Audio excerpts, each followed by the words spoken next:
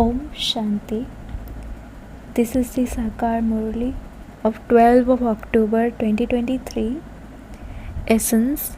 Sweet children, follow Srimad and all your treasure stores will be completely full. Your fortune will become elevated. Question. What has this iron age become bankrupt of? Because of becoming bankrupt, what has its condition become? Answer. The Iron Age has become bankrupt of purity, happiness and peace. This is why Bharat has become the land of sorrow from the land of happiness, and like cells from diamonds. This whole play is based on Bharat. The father is now telling you children the beginning, middle and end of this play. Only the fortunate children can understand this knowledge very clearly. Song. No one is as unique as the innocent Lord. Om Shanti. God speaks. Which God? The innocent Lord, God Shiva speaks. The Father explains to you. The teacher's duty is also to explain to you. The duty of the Sadguru too is to explain to you. Only Shiv Baba is called the true Baba. He is called the innocent Lord. Shankar cannot be called innocent. It is said of him that when he opened his eye, he burnt the world. Shiva is called the innocent Lord of the treasures. That is, he is the one who makes your treasure stores completely full. Which treasure stores? Those of wealth, happiness and peace. The Father has come to make your treasure stores of purity, happiness and peace completely full. In the Iron Age, there is bankruptcy of purity, happiness and peace because Ravan has cursed it. Everyone continues to weep and wail in the cottage of sorrow. The innocent Lord Shiva sits here and explains to you the secrets of the beginning, middle and end of the world. That is, he makes you children Trikaldarshi. No one else knows the drama. Maya has made everyone completely senseless. This play of victory and defeat, happiness and sorrow is of Bharat. Bharat was solvent like a diamond and is now insolvent like a cell. Bharat was the land of happiness and is now the land of sorrow. Bharat was heaven and is now hell. No one except the ocean of knowledge can give you the knowledge of its beginning, middle and end, or how it becomes heaven from hell. Your intellects have to have this faith. Those whose fortune is to open, that is, those who are to become fortunate, have this faith. All are unfortunate now. To be unfortunate means to have one's fortune spoiled. They are degraded. The Father comes and makes them elevated. However, hardly anyone understands that Father because he doesn't have a body. The Supreme Soul speaks, there are only pure souls in the Golden Age. In the Iron Age, all are impure. People go to Jagadamba with so many desires. They don't know anything. Even then the Father says, whatever feelings people worship someone with, I give them the temporary fruit of that. A non-living idol can never give them the fruit. I alone am the one who gives them the fruit and temporary happiness. I am also the bestower of unlimited happiness. I am not a bestower of sorrow. I am the remover of sorrow and the bestower of happiness. You have come here to claim your inheritance of heaven in the land of happiness. There are a lot of precautions is to be observed in this. The Father explains, in the beginning there is happiness. Then in the middle the path of devotion begins. So happiness ends and sorrow begins. At that time when devotion begins, the deities fall onto the path of sin, the vicious path. There is happiness in the beginning, whereas sorrow begins in the middle. At the end there is great sorrow. The Father says, I am the bestower of peace and happiness to all. I am making you ready to go to the land of happiness. All the rest will settle their accounts and go to the land of peace. There will be a lot of punishment experienced when the tribunal sits.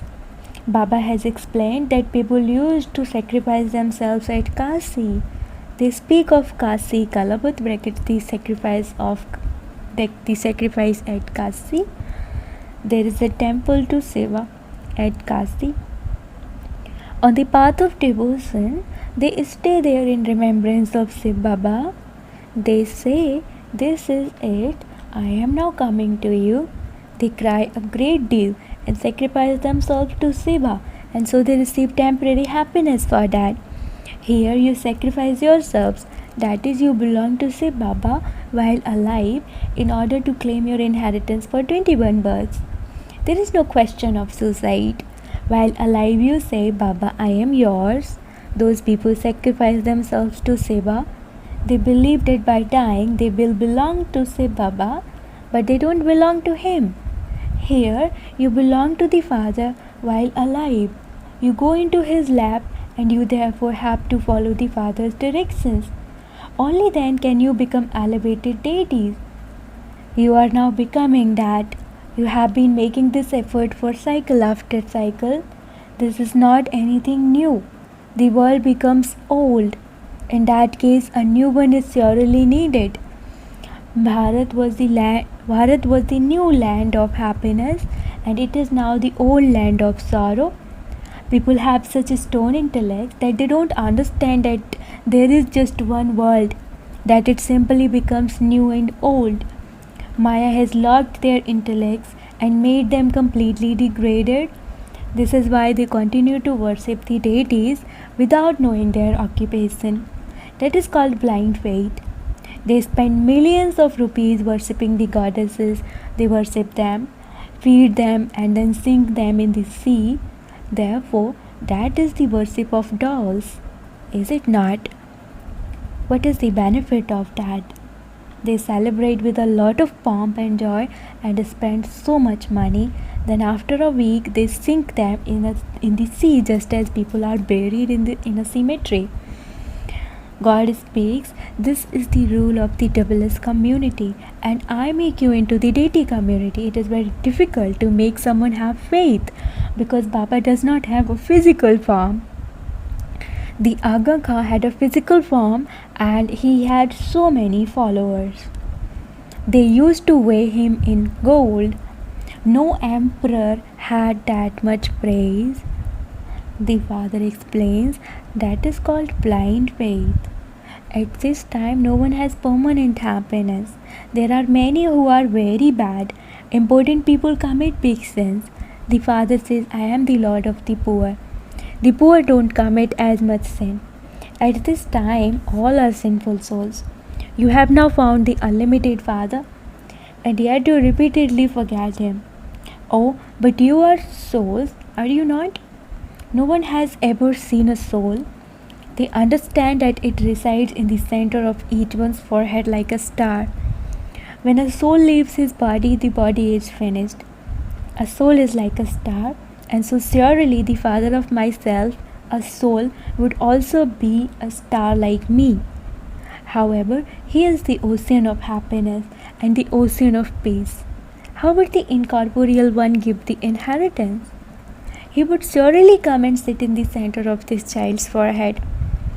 Souls now imbibe knowledge and go from degradation into salvation. Those who do something will receive the reward of it. If you don't remember the Father, you won't receive your inheritance. If you don't make others the same as yourselves worthy of claiming their inheritances, it is then understood that they will claim a status worth a few pennies. The Father sits here and explains who the elevated ones are and who the degraded ones are. The elevated deities have been and gone from Bharat. People sing of Heavenly God, the Father, but they don't know when Heavenly God, the Father, comes and makes the world into heaven. You know this, but it is just that you don't make full effort. This also has to happen according to the drama.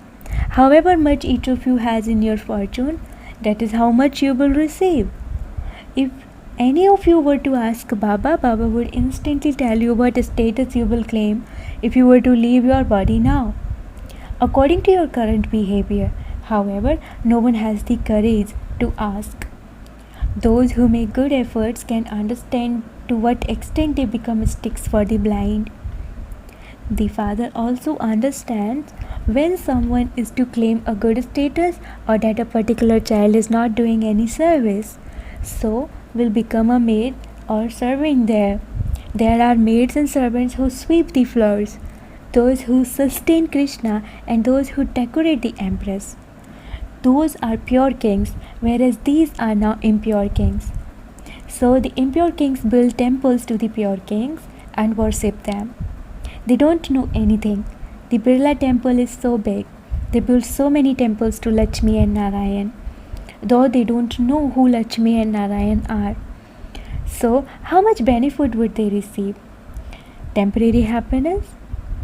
They go to Jagadamba, but they don't know that this Jagadamba is the one who then becomes Lakshmi.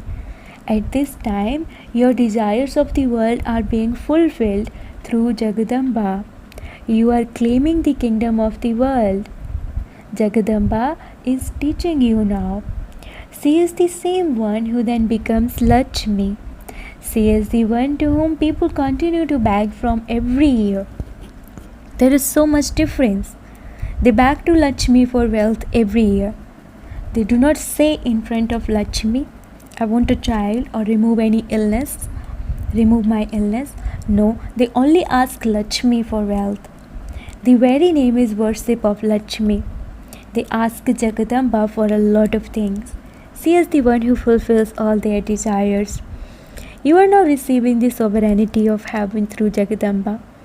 From Lakshmi they receive the fruit of wealth, and this is why they worship her every year.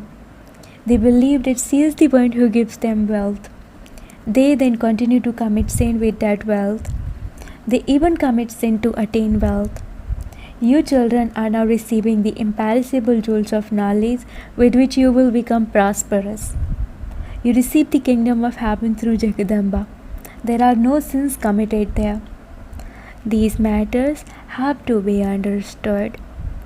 Some understand this very well, whereas others don't understand it at all. It is not in their fortune. If you don't follow Srimad, you won't become elevated and your status will be destroyed. It has to be understood that the whole kingdom is being established. God the Father is establishing the heavenly kingdom, and Bharat will become heaven. This is called the benevolent age. At the most, this age lasts for 100 years. All the other ages last for 1250 years. In Ajmer, there is a model of paradise. They saw that what heaven is like. Heaven would definitely be here, would it not? If someone hears even a little, he will go to heaven. However, if they don't study, they are uneducated. Subjects too are number-wise. However, there all the poor and the wealthy have happiness. Here there is nothing but sorrow. In the golden age, Bharat is the land of happiness, whereas in the iron age, it is the land of sorrow. The history and geography of the world have to repeat. God is only the one. There is also just one world. In the new world, Bharat is first. Bharat has now become old and it has to become new again. No one else knows how the world history and geography have to repeat. Not everyone is the same. There will be different levels of status there too. There are no policemen there because there is no fear there. Here there is fear, and this is why there are policemen, etc. They have divided Bharat into pieces. There are no partitions in the golden age. Only the one kingdom of Lakshmi and Narayan continues. There are no sins committed there. The Father said, children, claim your inheritance of constant happiness from me by following my directions. Only the one Father shows you the path to salvation. You are the Shiv Shakti army that makes Bharat into heaven. You use your bodies, minds and wealth, everything for this service. That Bapuji chased away the Christians. That was also fixed in the drama. However, there hasn't been any happiness through that. You will receive this and this will happen. Only from the Father are you going to receive something. Everything else is going to end. They ask for there to be birth control. They continue to beat their heads for that.